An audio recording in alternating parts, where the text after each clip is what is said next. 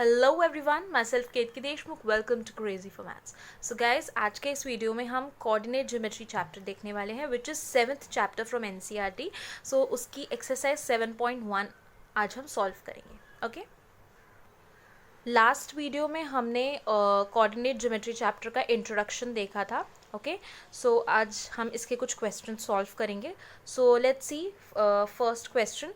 सो first question है, find the distance between the following pairs of points. Okay, so यहाँ पे दो points दिए हैं हमें एंड इनके बीच का डिस्टेंस हमें फाइंड आउट करना है। ओके, सो जैसे कि लास्ट वीडियो में हमने डिस्टेंस फॉर्मूला देखा था, which is PQ is equal to under root of x2 minus x1 the whole square plus y2 minus y1 the whole square.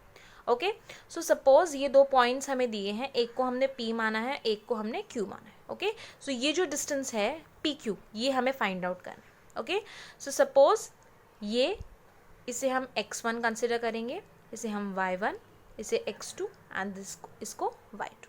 Okay, so हमारे पास फॉर्मूला है PQ is equal to x2 minus x1 the whole square plus y2 minus y1 the whole square.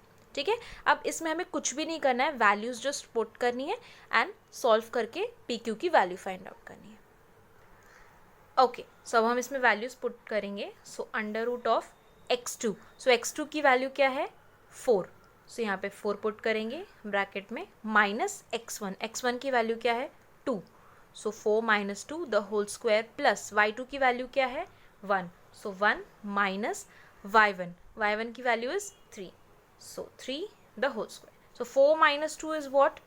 2. So 2 का whole square plus 1 minus 3 is what? Minus 2. So minus 2 का whole square. Okay.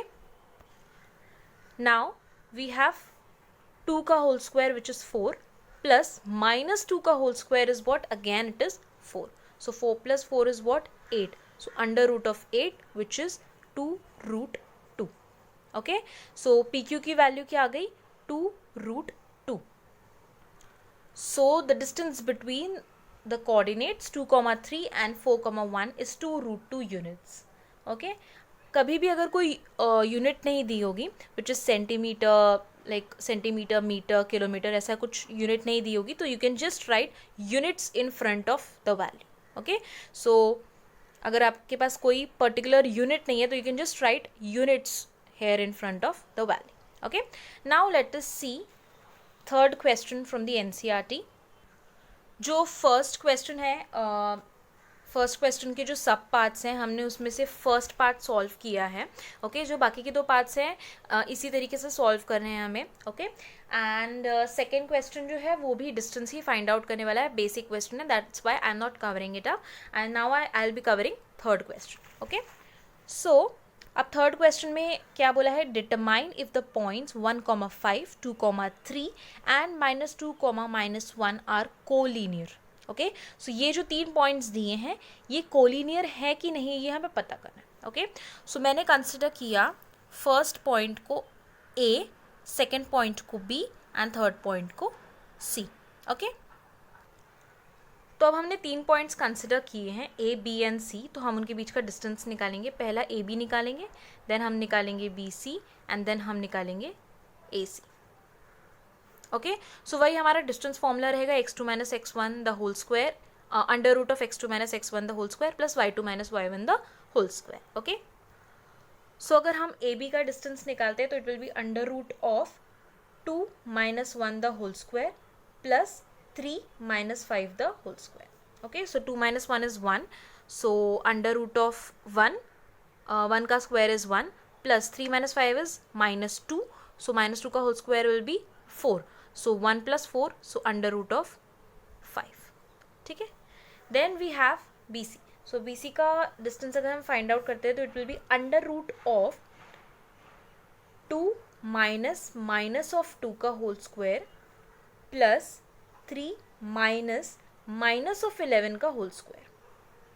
Okay, it will be like this. So if we solve this, it will be 2 minus of -2 will be 4. 4 का whole square will be 16. Then we have 3 minus of -11 which will be 3 plus 11 which is 14. 14 का whole square is 196. So 196 plus 16 will be 212, and under root of 212 will be 2 root 53. Okay, now let us find out AC. AC will be under root of 1 minus of 2 का whole square plus 5 minus of 11 का whole square. Okay, so 1 plus 2 will be 3, so 3 का whole square will be 9, so it will be under root of 9 plus 5 plus 11 will be 16, so 16 का whole square. So 16 का whole square will be 256. So 9 plus 6, 15 and 1, so it will be 265. So these are the values of AB, BC and AC.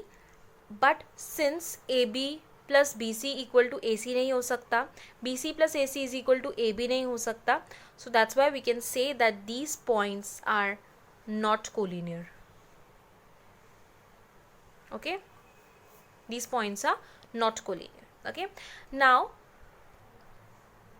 let us move on to question number 6. Okay, so question number 6 is also a very easy question. इसमें इस पूरी exercise में basically distance formula ही हमें use करना है. Okay, so question number 6 says name the type of quadrilateral formed if any by the following points and give reasons for your answer.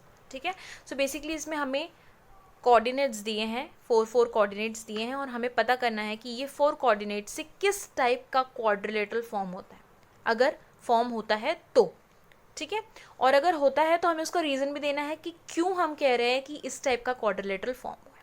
ये ये एक स्क्वायर है या एक रेक्टेंगल है, इस तरीके से हमें उसका रीज़न देना है कि क्यों हमें लगता है कि वो एक स्क्वायर है या रेक्टेंगल है या पैरेललोग्राम है या रोम्बस है. Okay, so these are the 4 coordinates that we have. So let us form a diagram. एक नॉर्मल डायग्राम फॉर्म करते हैं. सपोज एक random quadrilateral A, B, C and D. Okay,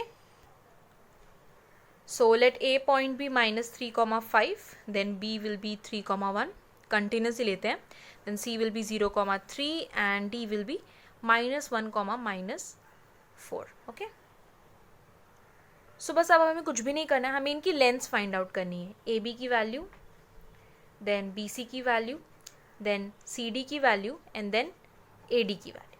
that's it. Okay, अगर हम AB की value find out करते हैं using distance formula, then it comes out to be 2 root 23. Okay, now since हमें distance formula पता है तो I am directly writing the answers and not going through all those steps. वो सारी steps मैं पूरी करके नहीं दिखा रही हूँ. You can calculate on your own. Okay, and just check कि आपकी वैल्यूज़ और मेरी वैल्यूज़ मैच हो रही हैं या नहीं. Okay, for BC it will be under root of 13. Value of CD will be 5 root 2 and value of AD will be root of 85. Okay, so अब इन चारों वैल्यूज़ को देख के अगर हम चेक करें तो इनमें से कोई भी वैल्यू सिमिलर नहीं है.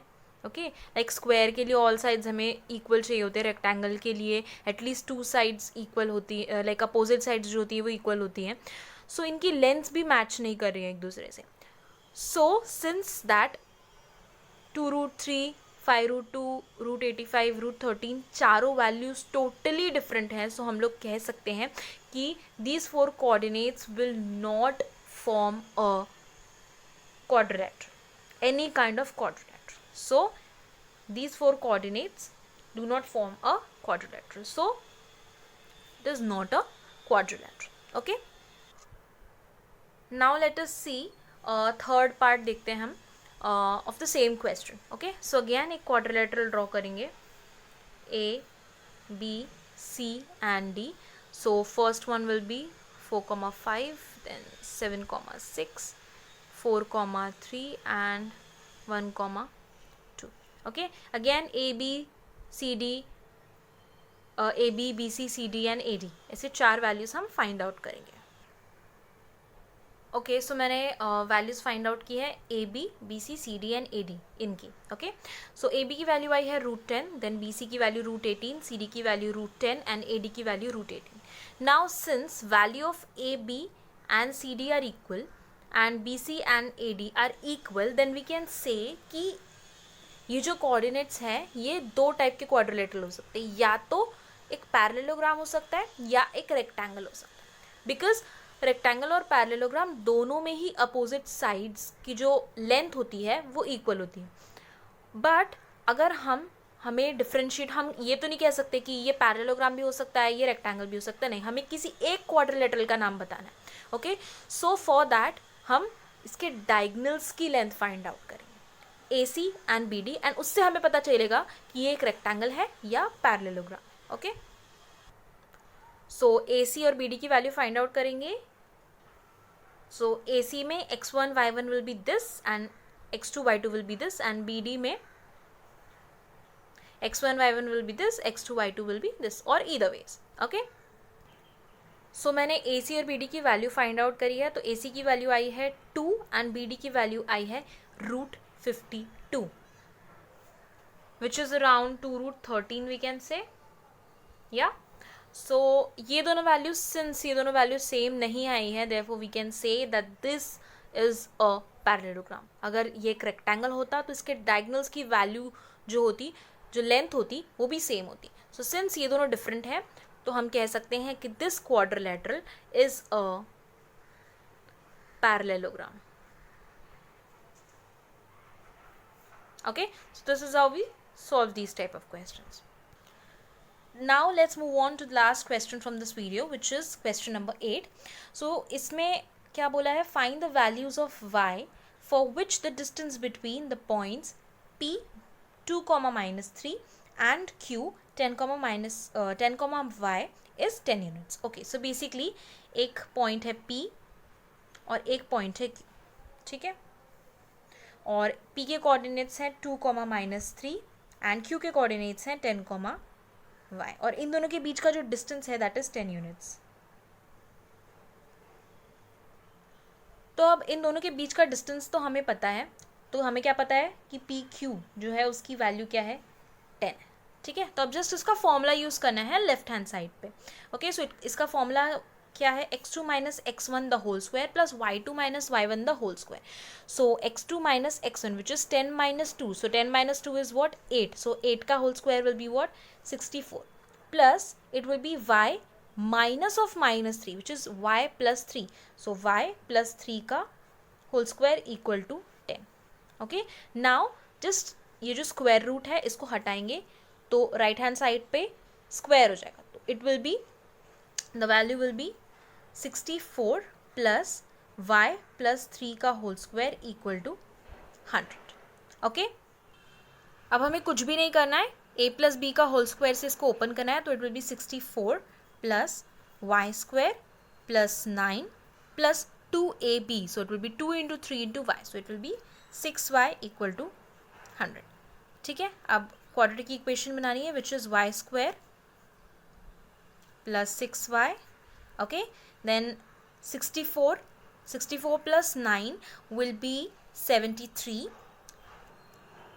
and 73 minus 100 will be what, -27, so -27 equal to 0। So this is the quadratic equation. इसकी वैल्यू अगर हमने फाइंड आउट करी तो हमें y की वैल्यू मिल जाएगी। सो अगर हम इस क्वाड्रेटिक इक्वेशन को सॉल्व करते हैं तो हमें y की दो वैल्यूज मिलेगी विच is y = 3 and y = -9। So these are the two values which are asked in the question. So value of y will be 3 and -9, 3 or -9. So guys, this is how we solve questions based on distance formula from the chapter coordinate geometry.